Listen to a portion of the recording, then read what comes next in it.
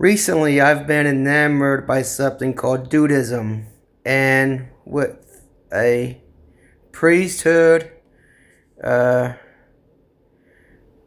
membership above the 700,000 in membership, it's getting in no big hurry to go viral as a religious denomination. And it's first of what I hope to be many religious and spiritual themed videos as I understand them, and yes, I'm doing what I can to incorporate Dudeist concepts into my already eclectic spiritual path.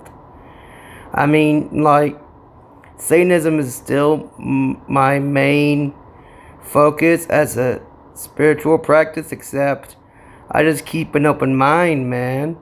Like, another interesting subject I've been studying is Eastern philosophy, particularly Taoism, Buddhism, and a little bit of Hinduism. I mean, like, those Asians have had some really great ideas. What I expect of these videos is that you, dear viewers, is to enlighten you spiritually, all the while stepping up my A game insofar as my research goes. Hopefully, this video reaches those who might need the message that it contains. If you enjoyed this video, please let me know in the comments section below. In this case, I'm starting with a few basics and basis sermon on two sources. The first being the Abide Guide by the Dalai Lama Oliver Benjamin and was co-written by Dwayne Utsi. And then complete Dudeist Priest Handbook by Rev. Gary M. Sylvia. There's plenty of resources on the subject, but between financial restrictions and time constraints, I haven't had the chance to go through some of them yet. As time goes by, I'll do what I can to further research and obtain the remainder sources that I'm looking at least from what I can find. By the way, I'll put a link in the description on the two books I mentioned in just momentarily ago. Now, the first question on people's mind is, what is Dudeism? Well, the simplest answer is that it is a religion created and founded by the Dalai Lama Oliver Benjamin back in 2005, after he watched The Big Lebowski. While in Thailand, Oliver happened across the titular movie and began to examine some of the traits expressed in the dude played by beloved actor Jeffrey Bridges. The dude is the main character, a so-called slacker who is caught up in a non-noir type mystery through a case of mistaken identity. The dude's laid-back attitude and take-it-easy philosophy helps drive a comedy of errors as he is entangled with many other off-the-wall and sometimes aggressive characters. It was the dude's attitude of acceptance, empathy, and good nature that Oliver honed in on, recognizing the dude as an archetypal character that represented a worldview that was similar to, but different enough from, other philosophies such as Taoism and Epicureanism.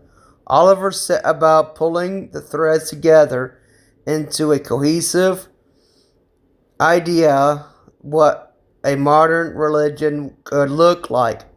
Thus, Dudeism was born. Oliver was not alone in recognizing the subtle underlying philosophy within the Coen brothers cult classic.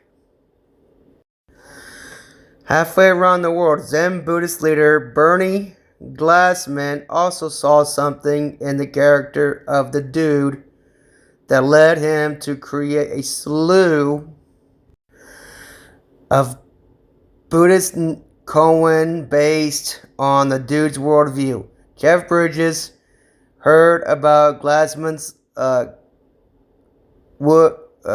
koans and they became friends. Later, Bernie would become Jeff's Zen teacher and they would write a book together. The Dude and the Zen Master. We will not say that the Coen brothers intended any deeper philosophical implications to be plumbed from the Big Lebowski, but we also will not say that they did it not either. However, either through intent, happenstance, or blind luck, they created a movie that would ultimately lead to the birth of Dudeism. And proud we are of them.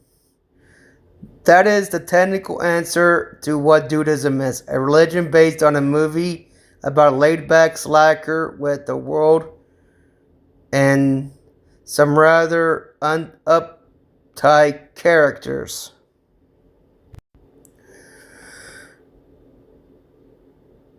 The dude abides, Bridges' character states at the end of the movie, and that is what we are here to discuss.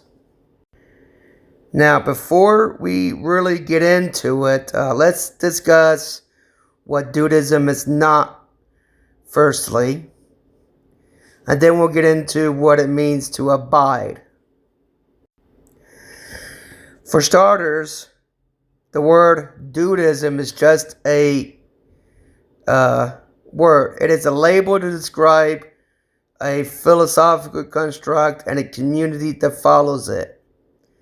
Now, however, there are fundamental levels. It remains just a word. Like the proverbial, the finger pointing to the moon kind of thing. Dudeism simply is a sign pointing people toward a perspective and this perspective of abiding calm, one that is only knowing by the one perceiving it. Dudeism is an experiential religion. Basically, all the words in the world, in all the possible combinations, could never fully capture or fully contain the essence that is Dudeism. You just have to be a practitioner of it and spend your life studying it. Either you get it or you don't. Dudeism can be thought of as a religion. Well, depending on how you would define the word religion.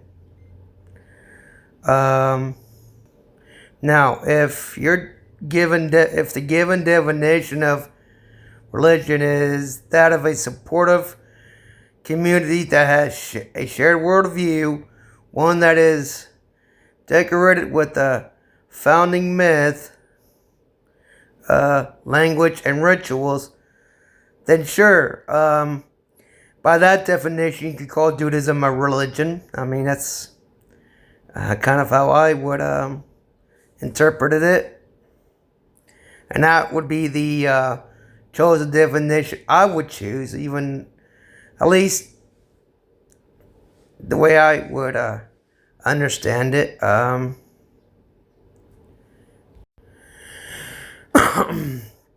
Now, there is obviously a difference between Dudeism and most world religions. Now, by the same token, if your definition of a religion would include that of a deity and other paranormal activities and ideas, then no, Dudeism wouldn't fit this definition of religion. And this difference, obviously, is any metaphysical claim that are common among other religions. Um, Dudeism has no explanation for this. There's nothing metaphysical in Dudeism. It's just a way of living and a worldview and a practice. It's a philosophical construct more than it is anything. What concerns the Dudeist here is life in the here and now as we find it. There is no claims of a deity of any kind or any kind of claims that would be attributed to the existence of some any deity or anything. No claims to any creation story or whatever. It's just a perspective and a way of looking at things. As far as questions such as where do we come from, what happens when we die, is there a soul, ghosts, where does a sock go when it disappears in the wash, to questions like these, the answer is all the same, which is, well, dude, we just don't know. It's like this.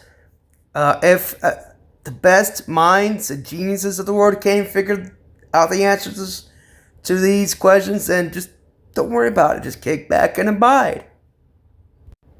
That not knowing. Just think of Dudeism as a non-theistic, non-profit, non-metaphysical religion. Within Dudeism, the philosophical and worldview is concerned. There is no revelation, no divinity to attribute any moral laws to. There are no theories regarding an afterlife. There is no appeal to the cosmic entity, nor the following of a deeper plan concocted by some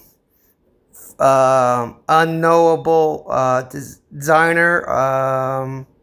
There is no sense of a universe as sentient and living out some will through us. When it comes to universal questions like what is the meaning of life in Dudeism, we have no answer. As far as we can see, there is no intrinsic meaning to life. Isn't that nihilism, one might ask? Well, that must be exhausting. Well, maybe not exactly. Keep in mind that just because Dudeism in and of itself doesn't necessarily ascribe to any meaning to life, doesn't mean that nobody can't conceive of one or find one. Existentialism plays an influence on Dudeism. Thus, it is up to each individual Dudeist to create their own meaning for existence. That said, Dudeism simply offers a few suggestions to, get you through life. Perhaps one would be right in thinking that Dudeism is nihilism with a few extra steps. Now, admittedly, this does sound quite absurd. In fact, a close relative to Dudeism is absurdism. Now, that is a whole other subject that I might get to at some point, but for what's important for now is not to equate Dudeism with this whole nihilistic thing. Even given the fact that they share a few characteristics. Dudeism is neither nihilistic nor theistic. For the Dudeist, life there's no intrinsic meaning in life, but that's not to say that you can't find meaning in life. You can. To the Buddhists, this would be the so-called middle path, and to me, if you stop and think about it, life itself is absurd. Existence itself is absurd. Given that existence itself is infinitely unknowable, to me it makes sense to create or adopt the best possible ideas for living a happy and abiding life. This is no more absurd than the very existence of life itself. Now, the way we handle these rituals and our meaning, and the way we apply meaning to the existence of life, not only defines the way we look at the world, but it also helps us navigate the various ups and downs of life itself. You know, the whole darn human comedy. In Dudeism, we try to avoid things that make us unhappy, and focus in on things that bring us joy and happiness. We value deep and meaningful connections more than our attachments, possessive relationships, celebrating over escapism. We find joy in the simple pleasures of rest and play. For us Dudists, The Big Lebowski is more than just a movie. It is our way of life. Of course, this is quite the hefty and maybe even ambitious claim for a film, especially that had particularly one that has flopped. When the Coen brothers released it all the way back in 1998, you could even consider it outright silly and sacrilege for someone like me to make such a claim about something that is merely entertainment. Of course, I'm not trying to scam anybody here. In fact, the way I see it, just about every religion has its production value. Medieval plays were pushing Christian values was probably more effective than some random priest speaking Latin at the pulpit. These plays and just about every religious themed form of entertainment, whether it's movies or Christian rock or whatever, serve a vital function to unify, to bring folks together into a community and help create, promote, and reinforce the very ethos of our culture. So yeah, to take films for example, they serve a similar purpose nowadays.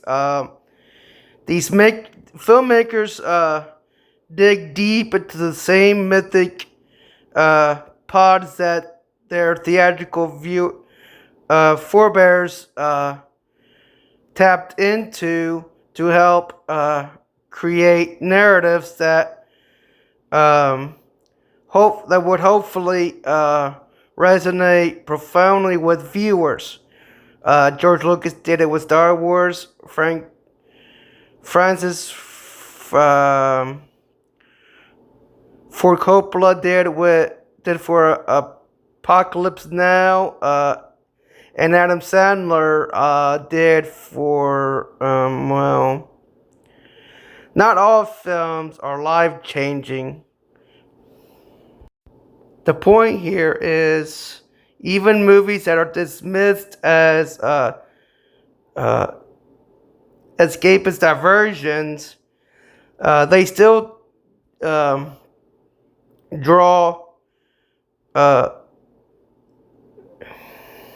some level of enduring and unconscious hope that that when people watch this film, they can find it relatable.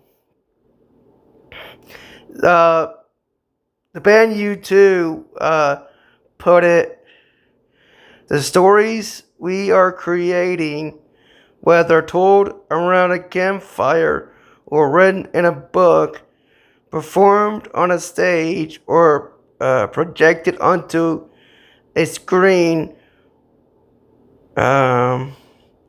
usually ends up creating us as well. Now, this is why I, for one, believe that The Big Lebowski is more than just a cult film. Of course, what is a cult other than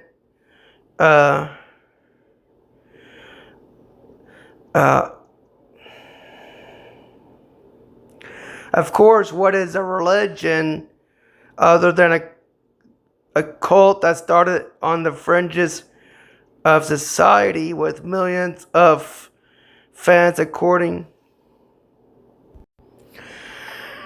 to Facebook? The Big Lebowski might be better described as religious. Well, anyway, that's how the worldwide Dudeist community sees it. Now, of course, it's not at all about popularity. Otherwise, movies like Titanic may even have its own religion. Now, it is through these religious texts, figureheads, and characters that we inevitably find our deeper selves. The same can be said about the movie's main character, which is a slacker who happens to call himself a dude. It fits right in there with our collective unconscious. It comforts us during our uptight times, during the down times, single-minded, multitasking, overworked, underpaid, plug-in, pissed off, shit on, rundown, zoned out sinners that we are by embodying what life is truly all about. And we're talking about taking her easy, man. It is truly that simple. Now, overachievers like the millionaire, the Big Lebowski, our dude is dismissed as a bum, a deadbeat. However, we recognize the bona fide hero that is the guy that is the dude. Now, this is in keeping with a long tradition, both fictional and historical, that has been revered across uh, the sands of time. And it has come to us. It comes to us when we need it to remind us in various forms uh, and in various places to chill the fuck out. Um, Now, the problem in a lot of these revered dudes is that one personified and vilified the dude way for their time and place are nowadays no longer openly associated with the dude word, and much like the lazy Greek god, for instance, um, may have drawn a crowd back in the day, but nowadays it doesn't draw much attention in our pious, preachy communities and languid philosophies such as Judaism, Buddhism, and the like, uh, which has become oddly achievement oriented in recent times than as opposed to their uncompromised first drafts. It would appear that where one great dude, where once upon a time great dudes were a very vital role in the whole darn human comedy. But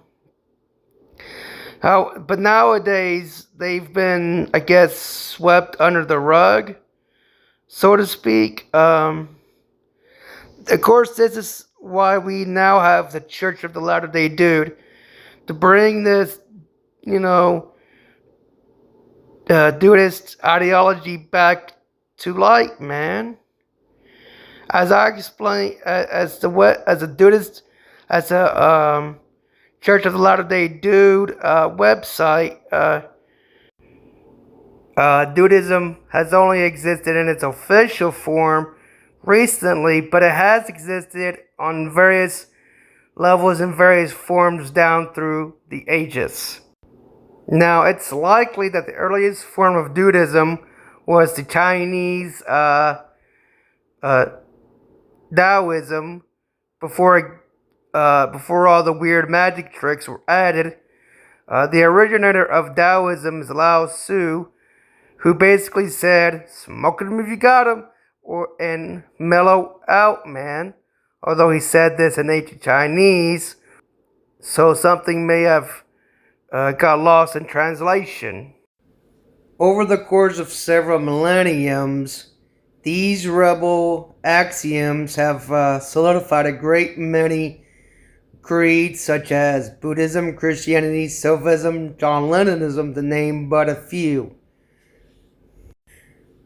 The point being made here is that life is short and complicated, and there isn't any one single person that knows what to do about it,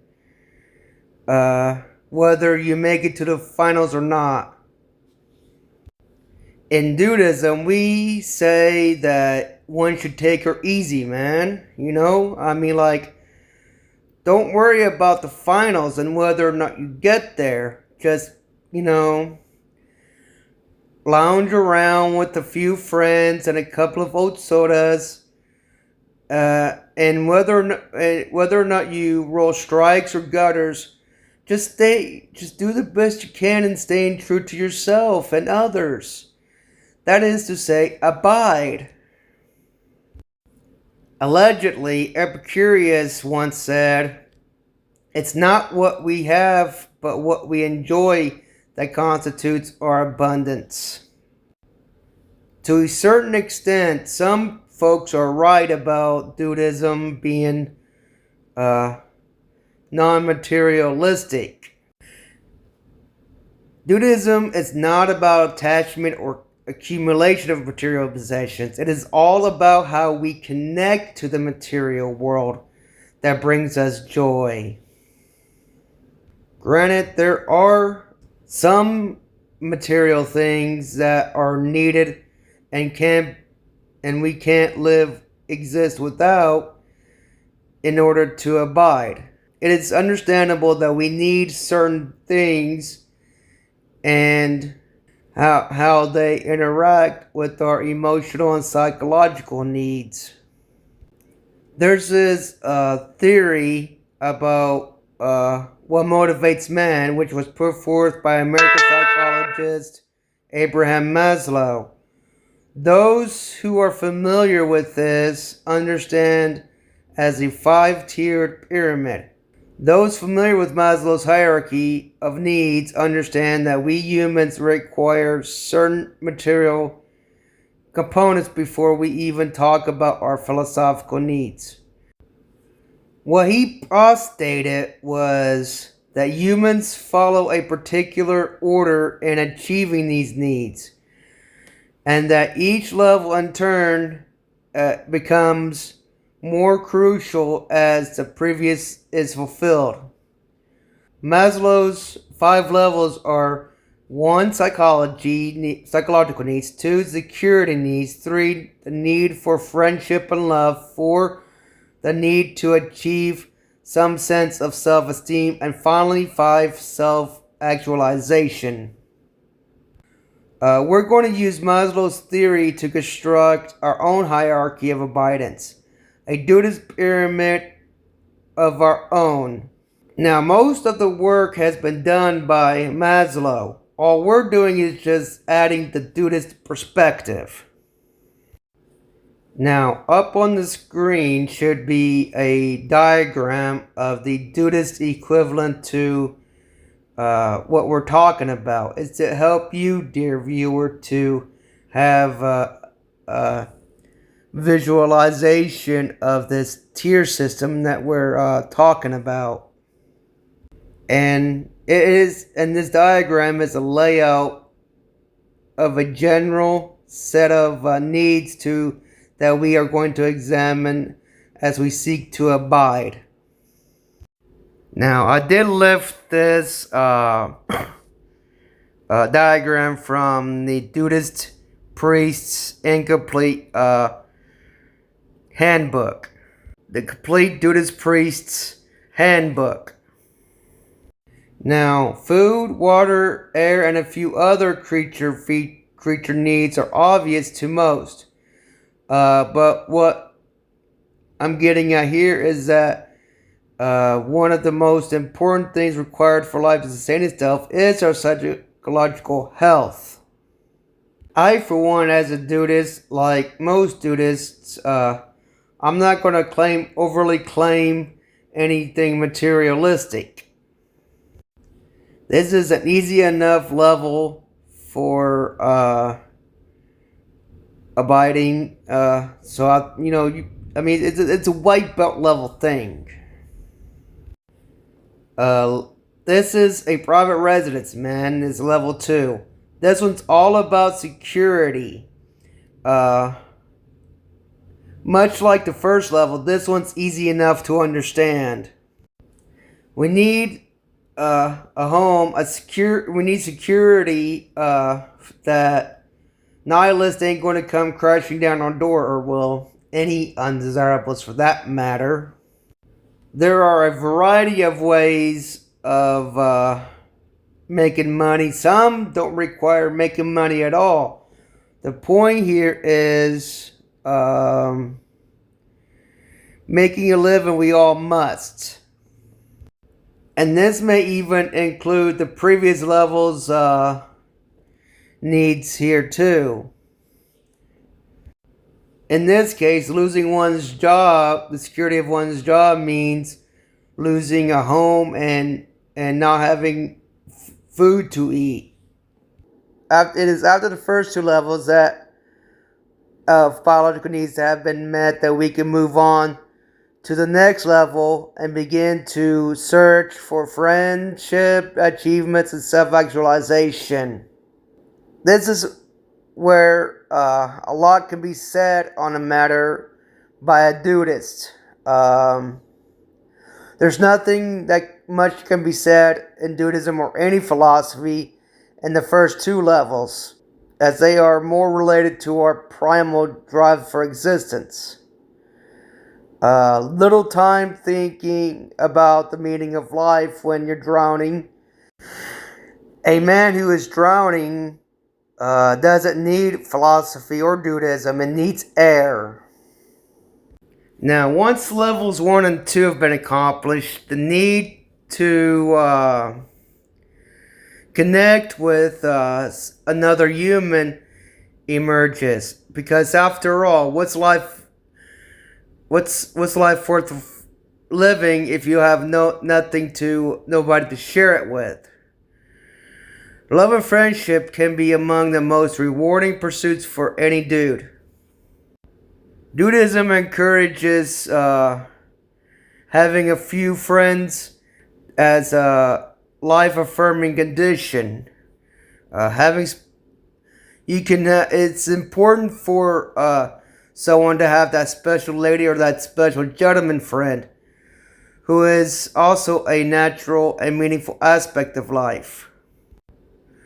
We all crave love and want to be loved. And we also crave loving those who bring us great joy to our lives. Now, on the other hand, this craving for love and attention from others can get mucked up by possessiveness and attachments. Whether the love is platonic or zesty, this connection is a crucial part of enjoying life itself. On the one end, you have friends that are truly connected and would always ask. While on the other hand, you have possessiveness and attachment, which always demands. Connection is sharing, attachment is possessing. I don't know. With your friends, you share your thoughts, feelings, and space. You share experiences. Remember, they are not yours to control. They are partners in creating the moments of our lives. We should make allowances for our own sense of being beyond the connection we share. You should tend to your personal space when they are not. Dudists usually try to avoid attachment while also cherishing the friends and companions that they all share, which I think any sincere person would do anyway. A lot of this stuff is just common sense.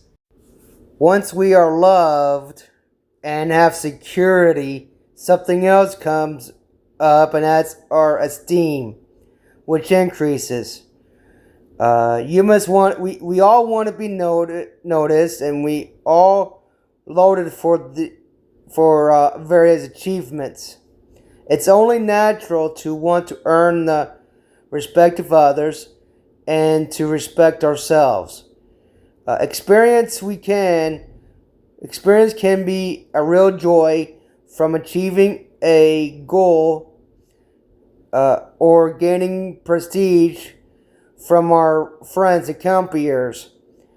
In direct opposition to popular belief, Dudeism is not anti-achievement,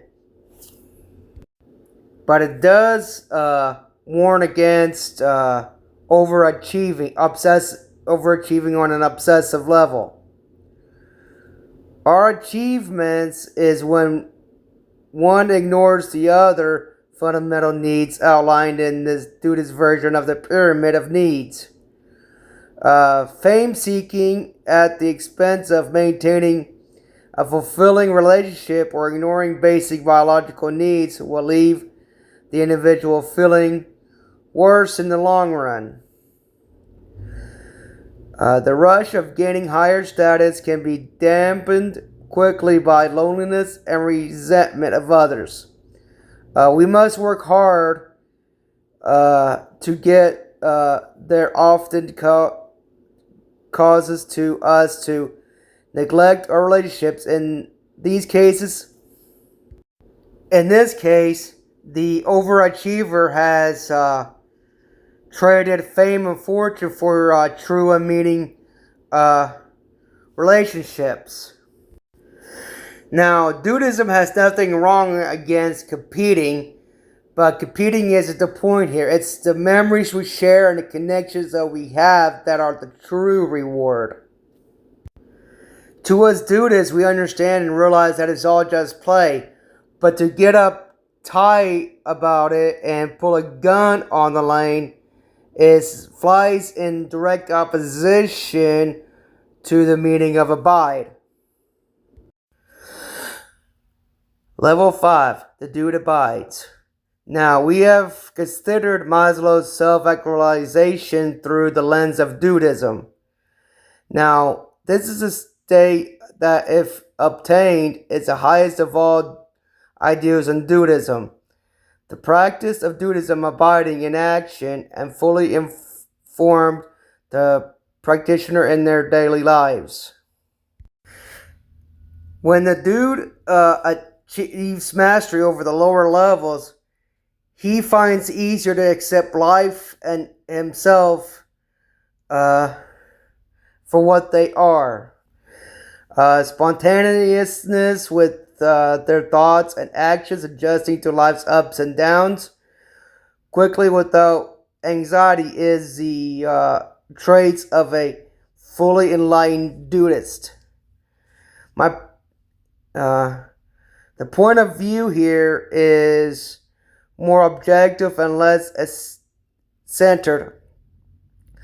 The quote-unquote self-abiding Dudeist resides artificial social norms, but does not aggressively push back against them.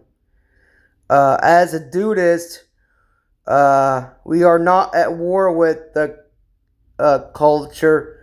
We just find ourselves in rather than have transcended it. Dudeists see past the shrouds of conformity and see it for what it is. The preference of the dude is maintaining relationships over material gains. The abiding dude doesn't expect much from life, but yet at the same time finds the experience deeply satisfying. The Dudeist has a firm concept of ethics and morality.